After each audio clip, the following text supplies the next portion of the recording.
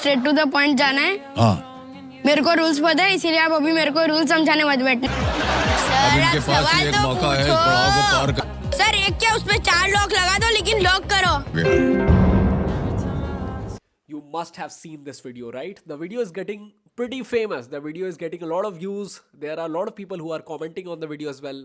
The kid is getting a lot of hate, a lot of comments saying that he's ill-mannered, he's this and that. A lot of abuse is coming his way as well. But we are still ignoring the main problem.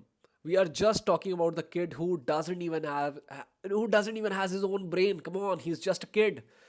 Abusing him is not going to do anything to him. You're just giving him a lot of trauma to carry as he ages. Main problem is his parents.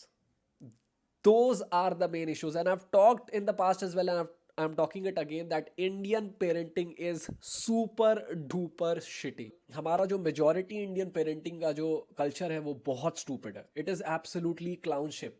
You see the kid is behaving like an idiot. You see the kid is behaving like an asshole. He's just becoming a clown. He's just trying to do things to seek attention. And the disturbing part is that his parents are continuously laughing, thinking that हमारा बच्चा तो entertainment फैला रहा है भाई.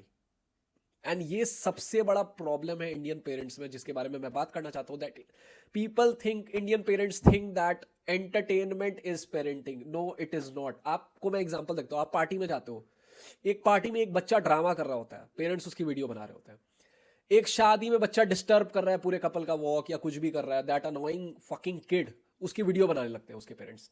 भाई वो entertainment आपके लिए है, बाकी लोगों के लिए नहीं है. पहले आपको ये समझना होगा. वो अनोइंग हरकतें हैं, ठीक है. आपको जो क्यूट लग रहा मे बी अगले को नहीं लगता, and it's not even cute. I don't know how do parents tolerate that shit from kids and think that it is cool. In my time I would have gotten a lot of slaps. I was a very well behaved kid, but अगर मैं कर रहा होता मेरे को जबरदस्त पढ़ रहे होते हैं. एंड इट्स कम्प्लीटली ओके, पढ़ना चाहिए था अगर मैं ऐसी हरकतें कर रहा होता. यहाँ पे क्या होता है, जब बच्चे को बचपन से पता चलने लगता ना कि this is how you grab attention, कि अटेंशन के लिए आपको नॉइज मचाना है, एंटरटेनमेंट करना है फालतू का.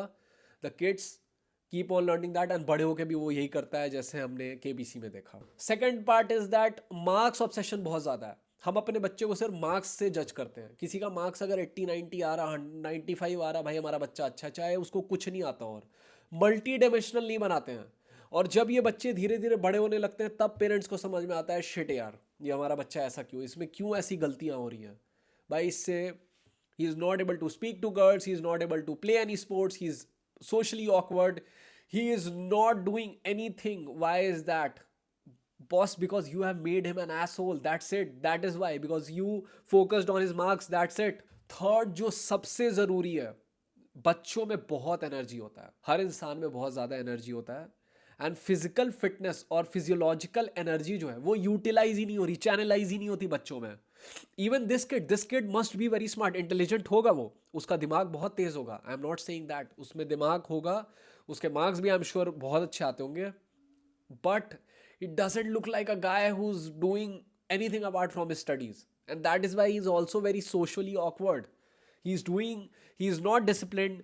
He is not able to talk to a very senior old respectable man in a respectable manner. He is talking to him like कोई ऐरा गैरा आदमी है जो उसका दोस्त होगा, उसके एज का होगा, 1-2 साल बड़ा होगा. सो आई थिंक वो एक बहुत बड़ा प्रॉब्लम है कि आप मैनर ही नहीं सीख पा रहे हो. And with sports you learn a lot of discipline.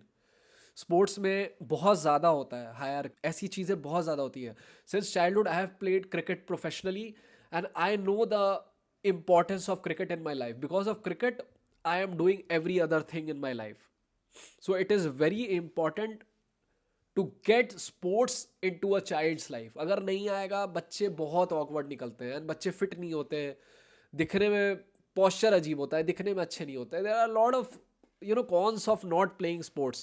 So when you are looking at a kid from KBC, it's not like वही एक अजूबा. ऐसे बहुत सारे, जितने लोग हंस रहे होंगे उनमें से आधे से ज़्यादा के बच्चे ऐसे ही होंगे. It is not like that कि बाकी के बच्चे ऐसा नहीं है, बाकी के बच्चे बहुत महान निकल गए. Indian parenting is very shitty. Touch wood, my parenting was very different. Although we still discuss, even with my parents I still discuss what could have been better, so that when I have kids I don't do those mistakes, and I am still learning, and I am evolving as well कि क्या क्या better कर सकते थे पापा, which I can do as a father as well. And every generation this should be better.